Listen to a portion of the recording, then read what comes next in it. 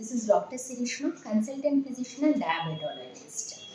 Recent డేస్లో heart attacks అనేటివి చాలా కామన్ అయిపోయాయి. In fact that is the leading cause of death worldwide. So ఈ వీడియోలో risk factors for heart attacks అనేవి చెప్దాం అనుకుంటున్నాం. అందులో 2 టైప్స్ ఉంటాయి, modifiable risk factors and non modifiable risk factors. Non modifiable అంటే మనం వాటిని చేంజ్ చేయలేము, మోడిఫైబుల్ అంటే we can change it. So non modifiable risk ఫ్యాక్టర్స్లో ఏంటి, ఒకటి మేల్స్లో ఎక్కువ రిస్క్ కంపేర్ టు ఫీమేల్స్, కానీ పోస్ట్ మెనోపాజ్ తర్వాత మేల్స్కి ఫీమేల్స్కి ఈక్వల్ రిస్క్ ఉంటుంది.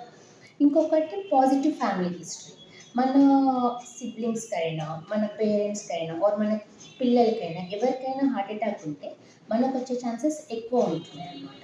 సో ఇవి నాన్ మోడిఫైబుల్, మనం వాటిని చేంజ్ చేయలేము. ఇంకోటి మోడిఫైబుల్ రిస్క్ ఫ్యాక్టర్స్, ఇవి మన హ్యాండ్స్లో ఉంటుంది, మనం తెలుసుకొని వాటిని మనం మార్చుకోవచ్చు సో దట్ మనం హెల్తీగా ఉండొచ్చు.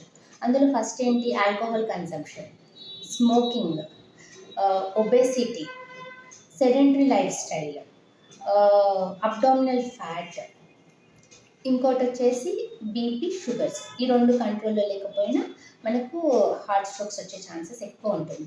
నెక్స్ట్ అబ్నార్మల్ లిపిడ్ అంటే హై కొలెస్ట్రాల్ ఉండడం, వీటి వల్ల కూడా మనకు హార్ట్ అటాక్స్ వస్తాయి.